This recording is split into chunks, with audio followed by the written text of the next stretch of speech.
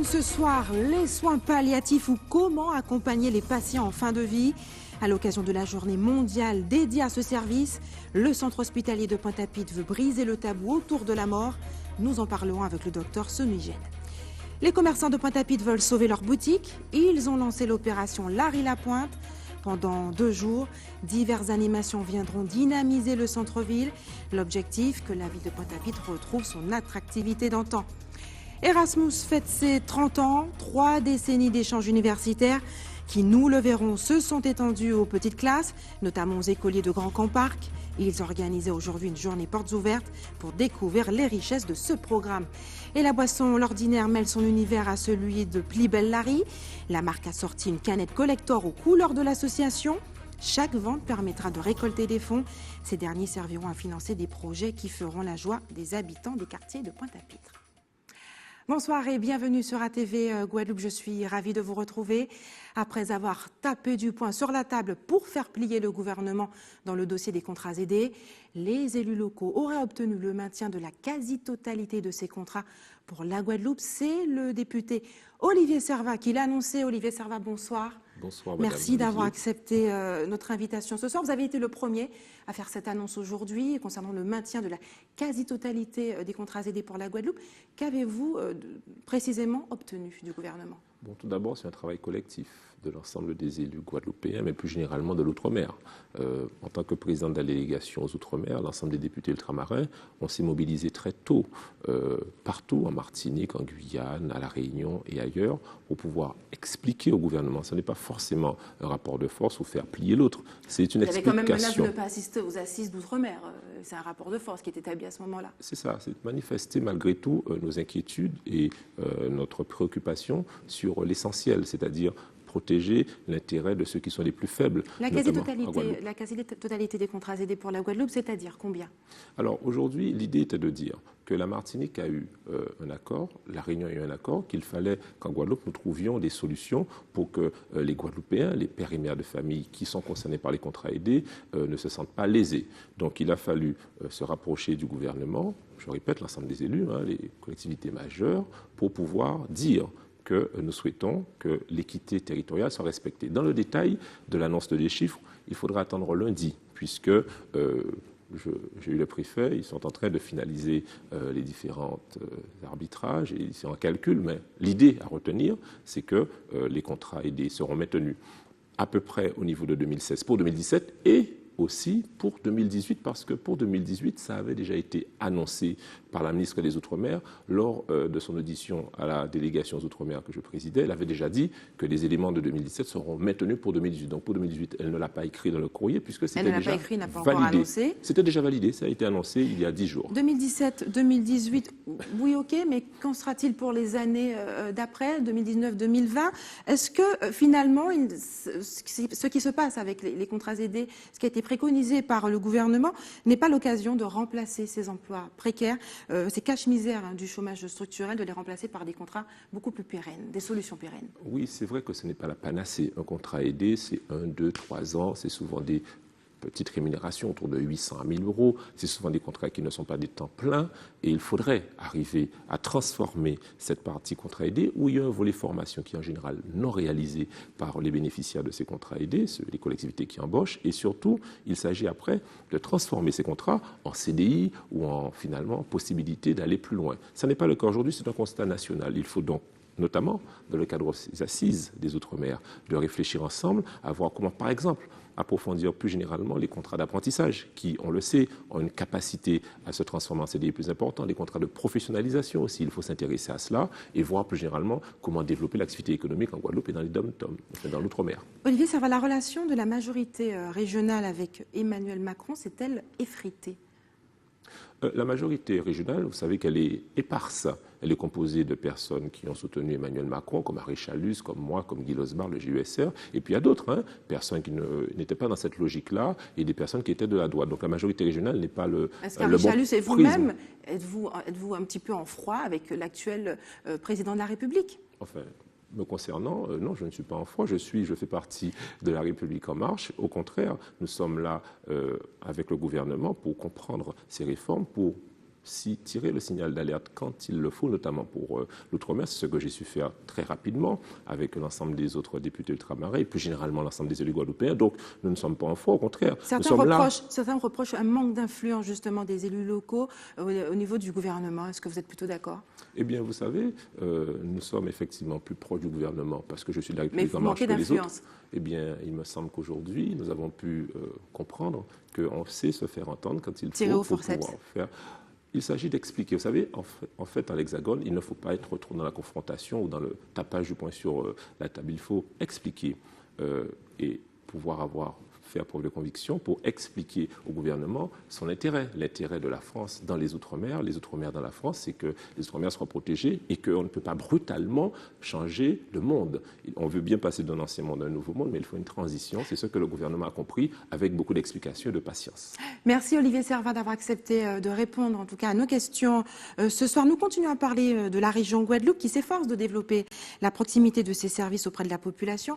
Elle s'est rendue aujourd'hui à Gosier. La journée a commencé par une séance de travail avec la municipalité et s'est poursuivie par la 4e édition du village nomade de l'institution au Parc du Calvaire. On regarde le reportage de Karen Diama. Séance de travail constructive pour la ville du Gosier et l'exécutif régional. Rénovation du stade municipal, réalisation d'un gymnase omnisport, réhabilitation d'équipements sportifs, modernisation de la médiathèque. Au total, 9 projets majeurs ont été présentés par la municipalité et acceptés par le conseil régional. Je suis plus que rassuré puisque l'ensemble des projets qui ont été présentés ont été validés avec un plan de financement qui est bouclé, ce qui nous permettra très rapidement de commencer des travaux. Cela me plaît davantage de voir que le secteur économique de la Guadeloupe va aussi être boosté par ces projets, puisque c'est le BTP, les artisans qui vont pouvoir bénéficier de tous ces équipements que nous allons réaliser sur le territoire du Gosier. Tout est important. Je ne peux pas me permettre de présenter des projets légers. Ce sont des projets intéressants, solides et importants, la totalité des projets. La séance de travail se poursuivra alors sur le terrain, une étape indispensable pour la politique de la région Guadeloupe. La meilleure des choses, c'est d'être sur le terrain. Être sur le terrain naturellement, simplement, aux côtés de la population, avec la population, discuter avec cette population, les entendre et faire pour eux. Et aujourd'hui, c'est 6 millions que nous allons octroyer à la commune du Gosier sur les projets présentés, notamment la construction d'une école, c'est pour la jeunesse, la construction d'un gymnase, c'est pour tous ceux qui pratiquent des activités sportives, des enclavements, l'aménagement de l'île du Gosier, c'est pour tous les Guadeloupéens, le complexe de Belle-Plaine, une piscine, c'est pour aussi les Guadeloupéens. Donc voilà, il y a aussi la modernisation de la médiathèque qui nous a présenté. Et nous sommes sur un très gros chantier qui verra une autre réunion dans quelques jours. C'est sur le complexe tennis pour la Ligue guadeloupéenne et le maire est prêt à nous accompagner, à mettre un terrain à la disposition. Donc ce sera un projet, communauté d'agglo Carl, ville du Gosier, région Guadeloupe et la Ligue guadeloupéenne de tennis et la Fédération française. Le montant global des projets de la ville du Gosier s'élève à 18 millions d'euros. Et c'est aujourd'hui qu'ont emménagé les 170 réfugiés saint-martinois au château de Coix-la-Forêt. Ceux qu'on avait surnommés les oubliés d'Orly ont été relogés temporairement dans ce grand domaine dans l'Oise en attendant de trouver un logement pérenne. Reportage Solène Boissé. Ce car n'est que le premier d'une série de 3. Les 170 Saint-Martinois vont enfin pouvoir poser bagages loin du vacarme de l'aéroport d'Orly. Sonia et ses compagnons de fortune sont soulagés. Nous sommes rassurés parce qu'il y a les gendarmes et d'autres personnes qui nous entourent. Donc je vois pour moi que la vie commence à changer. Les enfants vont pouvoir aller à l'école. Donc c'est une bonne chose, c'est une bonne aventure. Une bonne aventure qui se passe dans cette petite commune de Coix-la-Forêt dans l'Oise. Ce village compte moins de 4000 habitants, mais beaucoup se sont mobilisés pour accueillir ces rescapés, dont les petits commerçants comme Pauline, qui a vécu 2 ans à Saint-Barthélemy. C'est nouveau, ça? Oui, c'est des petites figues au foie gras, dattes au foie gras et de bonbons. On est ravis, il y a eu des choses de faites dans les écoles. Ils ont essayé de récolter voilà, des livres, des bouquins, des choses pour l'école. Les enfants ont fait des dessins pour eux, donc c'est très sympa. On est très contents qu'ils arrivent à Quoi-la-Forêt et on espère qu'ils vont se plaire et que ça va les aider pour se relancer. Se relancer et être accompagnée. Jacqueline est née ici. Pour elle, accueillir au mieux les Saint-Martinois, c'est un devoir citoyen. C'est tout à fait normal. On essaye d'aider les autres. Hein. Il ne faut pas penser qu'à soi, il faut penser aux autres. Quand il faut quitter sa ville, en laissant tous ses souvenirs, la famille, etc., je pense que ça doit être terrible pour ces familles, surtout avec les enfants. Les enfants pourront retourner sur les bancs de l'école d'ici lundi prochain. Les familles resteront au château jusqu'à fin décembre, le temps de trouver un logement pérenne et de s'acclimater à leur nouvel environnement. Maillon essentiel dans le processus d'assistance et de secours aux populations en cas de catastrophe naturelle, la réserve des armées séduit de plus en plus les jeunes Guadeloupéens. À l'occasion de la journée nationale du réserviste qui avait lieu aujourd'hui, les militaires du camp du Gommier avaient couplé ce vendredi avec la journée dite de défense et de citoyenneté. Reportage Nathalie Dinan, Patrick Curie. La journée des réservistes met à l'honneur les citoyens qui ont décidé d'accorder une partie de leur temps libre au service de la nation. Cette journée a pour but de faire connaître la réserve et ses missions. Cette journée nationale des réserves permet à la fois de sensibiliser les jeunes au métier de la défense et également montrer que la réserve existe. Il n'y a pas que l'engagement dans l'armée d'active. Et ça permet aussi, cette journée, au travers d'autres manifestations, de sensibiliser les employeurs sur la réserve. 60% des réservistes exercent une activité professionnelle. Ce sont des personnes extérieures à l'armée ou d'anciens du corps militaire, voulant servir autrement. Après 25 ans d'armée, d'active, j'ai décidé en fait avec ma famille, c'était un choix personnel, de m'arrêter ici sur la belle île de Guadeloupe, mais toujours passionnée en fait par l'armée. Et bien j'ai choisi de rester et de servir en tant que réserviste. Donc là depuis le 3 novembre exactement 2016, eh bien je sers l'armée. J'ai intégré les unités de réserve il y a un peu plus d'une vingtaine d'années parce que j'avais ressenti le besoin de participer à la promotion de l'esprit de défense, de pouvoir agir pour mon pays. Pas forcément sur une prise en charge qui soit toute l'année, mais qui me permette aussi d'avoir une activité à côté, annexe, une activité professionnelle. Et l'avantage de la réserve opérationnelle, c'est que l'on peut mener de front les deux carrières, une carrière civile et une carrière militaire. En Guadeloupe, on compte au sein du 33e RIMA 80 réservistes. L'armée souhaite doubler ses effectifs. Et on peut vivre bien jusqu'à la fin de ses jours. C'est en substance le message que veut faire passer l'équipe mobile de soins palliatifs du CHU de Pointe-à-Pitre, ABIM, à l'occasion de la journée mondiale dédiée à ce service. L'équipe a mis en place une journée d'information qui aura lieu ce lundi 16 octobre au centre hospitalier. Docteur Sonny Gène, bonsoir. Bonsoir. Merci d'avoir accepté notre invitation. Dites-nous, soins palliatifs, c'est une unité, un service, une équipe mobile dont on parle peu en Guadeloupe. Il y a l'équipe mobile du centre hospitalier de Pointe-à-Pitre et puis l'unité sur la Basse-Terre. L'idée que l'on peut adoucir la fin de vie des malades incurables est-elle admise en Guadeloupe?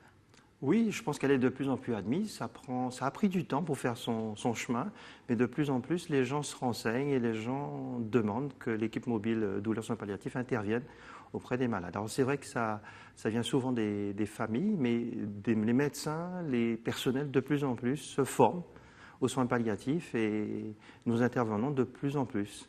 Et vous insistez justement pour dire que cette équipe ne sert pas qu'à prodiguer des soins pour les derniers jours de vie, mais jusqu'où vous impliquez-vous dans la vie de ces patients?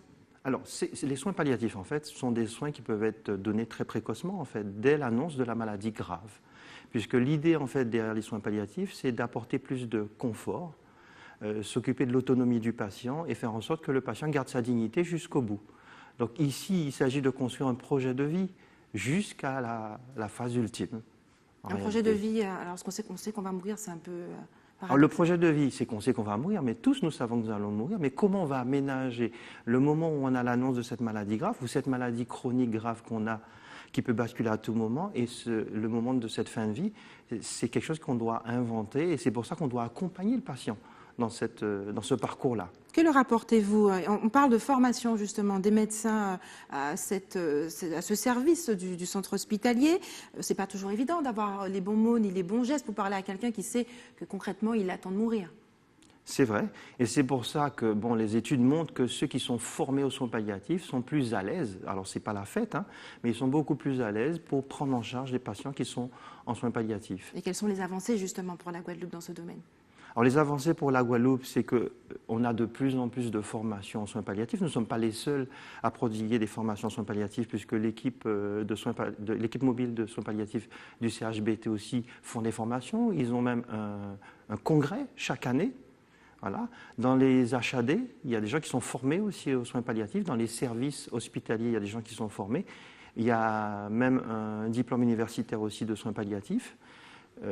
Donc les choses avancent, même si c'est vrai qu'il y a encore beaucoup à faire. Il y a beaucoup encore à faire et le public justement est invité à cette journée d'information que vous organisez sur les droits et les pratiques qui aura lieu ce lundi 16 octobre, lundi prochain, au centre hospitalier de Pointe-à-Pitre. Comment va se décliner cette journée? Alors, cette journée démarre à 9h et jusqu'à midi, on aura à peu près 4 ou 5 stands qui concernent la nutrition et l'alimentation en fin de vie, la personne de confiance, les directives anticipées, l'art-thérapie et la Ligue contre le cancer qui seront avec nous. Et l'après-midi, on aura une table ronde à partir de 13h30 jusqu'à 15h30 autour du thème des traitements non médicamenteux chez l'adulte en soins palliatifs pour traiter les symptômes d'inconfort. Docteur Sonigène, merci d'avoir accepté de répondre à nos questions sur cette journée d'information qui aura lieu au centre hospitalier de Pointe-à-Pitre lundi prochain, je rappelle, qui concerne les soins palliatifs. On parle d'un tout autre sujet maintenant, le programme Erasmus+, que certainement que vous connaissez. Et il a fêté aujourd'hui ses 30 ans d'existence, un programme créé il y a 3 décennies qui a fait un bout de chemin depuis. Il a permis à des milliers d'étudiants d'aller à la rencontre d'autres cultures, d'autres pays, une opportunité qui a également été offerte aux plus jeunes, dont les élèves de CM2 de l'école primaire de Grand Camp Parc aux Abîmes qui chaque année bénéficient d'un voyage dans un pays européen. On regarde le reportage d'Yvan Lemar. Depuis 2 ans, l'école de Grand Camp Parc fait partie du programme Erasmus+, un programme européen qui permet des échanges d'activités artistiques et culturelles via le net. Objectif, découvrir les réalités du citoyen européen. Le projet Erasmus+ de l'école de Grand Camp Parc, c'est un projet sur 3 ans, 2015-2018. La première année, on est parti à la découverte de toutes les musiques de Guadeloupe. Donc les enfants ont découvert les artistes sont venus à l'école. La deuxième année, on a fait de la danse, pareil, toutes les danses de Guadeloupe. On a fait des spectacles. L'année dernière, on est parti au Danemark, justement. Les enfants sont allés montrer ce qu'ils font. Cette année, c'est plus le volet artistique qui va être en jeu. Et là, on va faire découvrir toutes les formes d'art qui existent. Alors, ça peut se passer à l'école, mais on peut aller aussi en extérieur voir des ateliers d'artistes. On est en lien avec plusieurs artistes qui vont soit intervenir à l'école, soit nous demander de venir les voir pour une journée d'atelier comme ça, mosaïque ou peinture, ou même poterie. Un programme pédagogique est fait chaque année afin d'intégrer les activités liées à Erasmus+, au programme scolaire global pour créer une nouvelle dynamique. En début d'année, il y a une large diffusion qui est faite aux élèves et aux parents. Et au fur et à mesure des activités, les élèves, vous voyez, la première réaction, c'est qu'il n'y a pas d'absentéisme. Tous les élèves viennent à l'école parce qu'ils savent que c'est plus motivant, c'est plus innovant, on va dire. Il faut rester humble, ça ne chasse pas toutes les difficultés, mais les élèves qui ont de grosses difficultés dans les activités proprement scolaires trouvent un avantage dans ce qu'on appelle les compétences transversales. C'est-à-dire qu'un enfant qui ne sait pas faire un problème, par exemple, saura faire un très beau projet mosaïque. Cette année, 6 élèves de CM2 de l'école Grand Camp Parc partiront au Portugal en avril 2018. Et restez avec nous sur ATV Guadeloupe. Dans quelques minutes, le pôle espoir handball de Guadeloupe devient le premier pôle d'excellence en Outre-mer. Et puis place au théâtre caribéen avec la 3e édition du festival Canoa qui se tient en ce moment à Ivry-sur-Seine. Mais avant, eux ne veulent surtout pas mourir. Il s'agit des commerçants de la ville de Pointe-à-Pitre. Ils viennent de lancer l'opération L'Art-et-la-Pointe.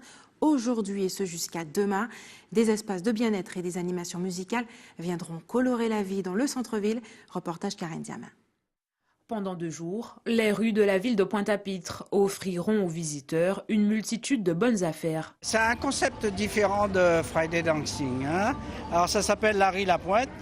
On a voulu changer pour que les rues soient pas seulement la rue Frébeau, mais toutes les autres rues aient de l'animation. C'est-à-dire qu'on fasse l'animation dans les rues et qu'on fasse participer le commerçant et le chaland.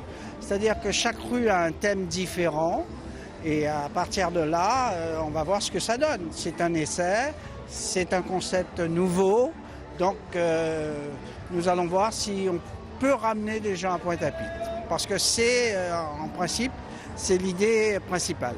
Pour les 256 commerçants adhérents de l'Union des commerçants, il s'agit également de créer une proximité avec la clientèle. D'abord, de bonnes réductions sur les prix. Nous sommes en période de solde. Donc, en plus des prix soldes, nous aurons des promotions un peu supérieures aux soldes. Ça, c'est pour ce que propose le commerçant dans son magasin. Ce que les commerçants vont proposer, c'est-à-dire que participer aux animations de rue. C'est-à-dire que quand il y aura une rue spécialisée pour les enfants, les commerçants vont se mettre en avant avec l'animation. On essaie un peu de faire un rapprochement client-commerçant pour qu'il y ait un peu plus d'amitié. Au total, plus d'une dizaine d'activités sera déclinée dans les rues du centre-ville. Vous allez trouver une halte de santé, massage, yoga. Vous avez une halte beauté avec défilé de mode, coiffure. Vous avez une animation musicale. Vous aurez le monde des enfants avec des jeux gonflables, des animations pour les enfants, leur apprendre à se maquiller. Vous avez un sport, également un quartier sport et famille, où il y aura un panier de basket, même l'initiation au sport de combat, le judo, le karaté. Et puis vous avez un coin des artistes, c'est-à-dire qu'il y aura de la peinture, de la sculpture et du body painting également. Donc on a essayé de tout faire, en espérant que ça marche et en espérant que les gens viennent nombreux à Pointe-à-Pitre. Pour ces 2 jours de festivités, l'Union des commerçants de Pointe-à-Pitre aura dépensé la somme de 32 000 €. Et nous voulons soutenir ces personnes ordinaires qui réalisent l'extraordinaire. C'est ainsi que la marque L'Ordinaire a justifié son choix d'avoir choisi l'association Plibellari pour la sortie de sa nouvelle canette collector. La bouteille permettra de récolter 12 centimes d'euros par pack de 6 canettes vendues. Un coup de cœur qui vaut de l'or. Reportage Nathalie Dinan, Patrick Curie, Moïse Dexter. Une canette coup de cœur qui met à l'honneur une association.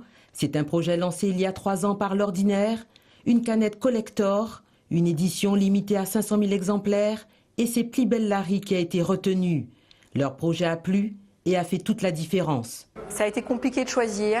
Chaque association défend un projet qui est merveilleux en soi. On n'a pas l'habitude de voir les personnes repeindre des façades, faire des jardins partagés ou des choses comme ça. C'est vrai qu'en Guadeloupe, c'est pas courant. Alors, c'est peut-être ça qui a fait la différence. La canette coup de cœur Plibellari, elle est facilement différenciable de la canette classique. En l'achetant, tous les Guadeloupéens et les Guadeloupéennes contribuent à reverser 2 centimes par canette, 12 centimes par pack. L'association Plibellari existe depuis 2006. Depuis 2014, ils ont entrepris l'embellissement de façades. Ce sont des Pointois désireux de valoriser leur rue, leur quartier, leur maison. Ils se sont retroussés les manches. Nous avons l'intention de faire une petite maison à cabane et aussi de faire la cohésion sociale entre les écoles et les habitants de la rue Vatable, toutes les rues de Pointe-à-Pitre. On a déjà entamé 2 autres jardins, mais il faut pouvoir les terminer. Pour ça, il faut de la terre, il faut du gravier, il faut du matériel, et puis on continue donc l'embellissement des façades. Et là aussi, il nous faut l'aide et l'appui de professionnels, donc ça nous permettra d'avoir de l'encadrement et pouvoir terminer nos chantiers. Plibellari ne va pas s'arrêter en si bon chemin. Ils ont un projet de cabane à lecture avec la mise à disposition de livres gratuitement, non seulement aux enfants du quartier, mais aussi à tous les enfants qui aimeraient profiter du lieu. Et bonne nouvelle pour le monde sportif, le Pôle Espoir Handball de Guadeloupe a officiellement reçu aujourd'hui le label de site Excellence. C'est là que s'entraîneront désormais les meilleures joueuses de handball de la zone anti-Guyane. Reportage Yvon Lemar. 12 jeunes filles âgées de 14 à 17 ans composent ce site Excellence Anti-Guyane dont l'objectif est de former des handballeuses de haut niveau pour intégrer des équipes professionnelles mais aussi les équipes de France. Sur ces 12 joueuses, 6 de ces joueuses sont déjà un petit peu dans la filière de haut niveau. Il y en a 2 qui sont dans cette filière sur l'équipe de France jeune et 4 qui sont dans la filière sous l'équipe de France cadette. Et notre rôle à nous, c'est de continuer à perfectionner ces joueuses en liaison avec la nationale et de faire en sorte que les 6 autres puissent atteindre ce niveau national. Avec un cadre scolaire adapté, ces joueuses ont 1 à 2 entraînements par jour, un nouveau rythme de vie pour ces jeunes filles. C'est différent parce qu'en Guyane, on n'a pas vraiment de structure adaptée pour le handball, donc ça m'a fait beaucoup plaisir d'être acceptée ici. Et donc je profite, je prends en compte la possibilité que j'ai. Les entraînements sont intéressants, l'encadrement aussi. À des moments c'est assez compliqué, mais ça va. Il y a beaucoup de travail, mais après on sait pourquoi on est là, donc c'est à nous de faire les efforts de bien travailler pour réussir notre projet. Pour Éric Barada, entraîneur de l'équipe de France A' et responsable fédéral de la filière féminine, l'ouverture de ce site excellence était essentielle. L'apport des Antillais dans les performances du sport français, c'est pas la peine d'y revenir, tout le monde le sait. Dans le handball féminin, l'actualité récente à travers 2 jeunes Guadeloupéennes championnes d'Europe moins de 19 cet été sous ma coupe, Méline Nokandi et Janela Blombou, montre à quel point l'apport du handball féminin antillais est important dans la performance du handball français. Donc bien évidemment, on a le souci d'avoir ici des jeunes filles qui soient dans les meilleures conditions possibles. Et puis surtout, le fait de regrouper les meilleurs nous permet d'avoir un groupe d'entraînement de qualité et donc d'éviter d'envoyer ces jeunes filles de manière précoce en métropole pour qu'elles y trouvent les conditions d'entraînement. Donc ça leur permet d'asseoir plus longtemps dans leur environnement familier la performance et pour moi c'est une bonne chose. Pour le moment, seul le Pôle Espoir de Guadeloupe détient le label Excellence pour la filière féminine aux Antilles-Guyane. Et la 3e édition du festival de théâtre Canoas s'est ouverte à Ivry-sur-Seine. Cette année, celui-ci a débuté par des lectures de textes en hommage aux victimes d'Irma. Reportage Christian Bonnardel. Gare aux artistes. Ils sont toujours là pour nous rappeler les réalités de la vie. Et cette année, le 3e festival Canoas s'ouvre par une lecture collective d'un texte en hommage aux victimes des catastrophes naturelles qui ont touché la Caraïbe. Il ment. Il tente de semer la confusion. Ah, c'est d'accusations gratuites. Inutile de parler sans réfléchir. On partage les mêmes inquiétudes. On est tous dans un espace de survie parce que le comédien, il travaille aujourd'hui, puis le contrat suivant, on ne sait pas quand il va arriver.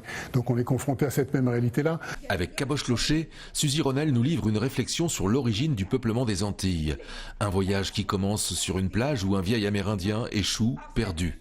Il va pourtant aider les habitants à se souvenir d'où ils viennent, de l'esclavage. C'est évoqué à travers les enfants qui vont découvrir ce vieil homme puisqu'il arrive 5 siècles après dans l'île. Donc il arrive 5 siècles après, il rencontre des enfants à la mémoire trouée. Et les enfants à la mémoire trouée, c'est nous. C'était là, dans notre île, le chef capitaine des Kalinadougou de la Dominique. Elle touche la Guyane, elle touche la Trinidad, l'Haïti. On sent qu'il y a un travail de recherche sur l'histoire même, notre histoire. Le corps de la Guadeloupéenne Patricia Ganel s'enroule dans le plastique. Un message qui passe en solo sur scène, qui touche et interpelle sur notre regard sur les autres et sur celui qu'ils nous portent. Comment ce que je regarde me regarde, qu'est-ce que je sens, quelles sensations j'ai. C'est vraiment un spectacle qui demanderait à débrancher le cerveau et regarder par les sens, par la peau, par le ressenti. Enfin, un huis clos entre 2 femmes réunies un soir de cyclone. L'occasion pour elles de s'affronter à propos d'un secret de famille bien gardé. Un cyclone, oui, c'est vrai que c'est comme un monstre qui arrive sur les humains qui s'y préparent, mais qui ne s'attendent pas forcément à cette force, cette force de la nature, face à laquelle finalement on se retrouve vraiment affaibli, tout petit, dépourvu, démunis. Canoas, 3e édition, c'est un peu de soleil, de tempête, d'amour et de détresse, mais surtout d'immense poésie venant de la Caraïbe. Et prenez vos stylos, c'est l'heure des informations pratiques maintenant. L'équipe de l'établissement français du sang vous donne rendez-vous demain sur la place tricolore de Sainte-Rose de 8h à 12h30. Et enfin, si vous avez des informations à nous communiquer, n'hésitez pas à nous appeler au 60 11 2 fois. Et voilà, c'est la fin de notre édition locale et régionale. Mais avant de se quitter, je vous rappelle les principaux titres de ce vendredi 13 octobre. À la une ce soir, nous l'avons vu, le centre hospitalier de Pointe-à-Pitre veut briser le tabou autour de la mort à l'occasion de la journée mondiale dédiée aux soins palliatifs. Une journée d'information sera dédiée, organisée au centre hospitalier ce lundi. Et les commerçants de Pointe-à-Pitre veulent sauver leur boutique. Ils ont lancé l'opération Larry Lapointe jusqu'à demain. Diverses animations viendront dynamiser le centre-ville. L'objectif, que Pointe-à-Pitre retrouve son attractivité d'antan. Et le programme européen Erasmus a fêté ses 30 ans. 3 décennies d'échanges universitaires qui, nous l'avons vu, se sont étendus aux petites classes, notamment aux écoliers de Grand Camp Parc. Ils organisent aujourd'hui une journée porte ouverte pour découvrir les richesses de ce programme. Et la boisson L'Ordinaire a mêlé son univers à celui de Pliebel Larry. La marque a sorti une canette collector aux couleurs de l'association. Chaque vente permettra de récolter des fonds qui feront la joie des habitants des quartiers de Pointe-à-Pitre, car ils serviront à financer des projets pour la ville. Merci d'avoir choisi ATV Guadeloupe. Je vous souhaite une excellente soirée, un très bon week-end. On se retrouve lundi à 18h45.